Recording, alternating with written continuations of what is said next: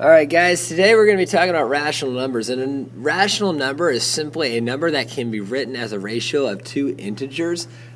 It's all those other numbers, as far as what you guys know, that are other than integers. Integers are also rational numbers. They are a type of rational number.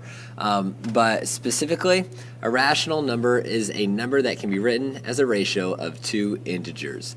So today we're going to focus specifically on taking fractions of decimals and decimals of fractions. So just paying attention to all that. So let's go on to the next thing. Actually, let's do the joke of the day first. Hey guys, joke for the day. Why can't an elephant ride a bicycle? Yeah, get excited about that one. Okay, here we go. So in order to do this today, fractions to decimals, decimals of fractions, we've got to know our place values. And unfortunately, sometimes we get to 7th grade and we don't know these things very well. Guys, you've got to know, especially that after the first decimal point, it's the tenths. This 7th is in the tenths column.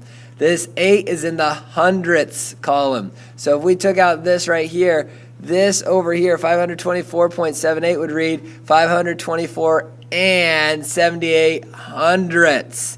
We've got to know how to do this, okay?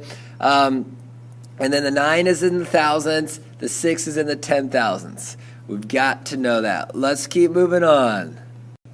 So if we write the decimal as a fraction, we first have to be able to read the number as if it's not 0.26. We need to read it as the 6 is in the hundredths spot, so we read it as 26 hundredths. So we literally write that 26 over 100. Then we try to reduce it.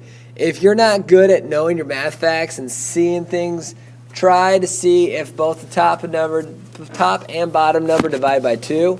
See if they both divide by 3, and see if they both divide by 5. If they don't do it by 2, 3, or 5, odds are it's probably pretty close to being reduced. You'll probably get it right 95% of the time. So on this one, 26 and 100 both reduced by 2. They're both even, so we divide them both by 2. We end up getting 13 over 50, and that does not reduce anymore. 13 doesn't divide by 2, 13 doesn't divide by 3, and 5 doesn't divide into 13. So none of those will work. It has to go into both of them. So on 2 here, what's 79 hundredths? It's literally just 79 over 100. Can't reduce it. Over here where this 1 is, it's 571 thousandths. Okay? You check 2. 2 doesn't work because it doesn't go into 571. 3 doesn't work because it doesn't go into 1,000. And 5 goes into 1,000, but it doesn't go into 571, so we're done.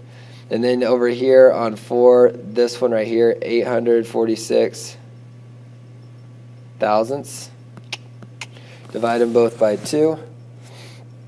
You're going to end up getting 423 over 500. Then you look at that, and they don't divide by 2, they don't divide by 3, and they don't divide by 5. So we are finished. Let's go ahead and keep moving on here. So now if we want to go fractions to decimal, we're going to turn it to the right and divide. So watch this. If it's 3/8, we turn it to the right and divide. We turn this to the right, so the 3 comes right here, and then we divide, so the 8's on the outside. So we turn it to the right and divide. 8 doesn't go in the 3, so we put a 0, and then we have to go ahead. 0 times 8 is nothing, so we have 0. Subtract, you get 3. Then you guys have your decimal and your 0. You bring down your 0. Your decimal goes straight up. 8 goes into 30. That's going to be 3 times. 3 times 8 is 24. Subtract, you get 6. Then at that point, you go ahead, you need to add another 0, bring it down.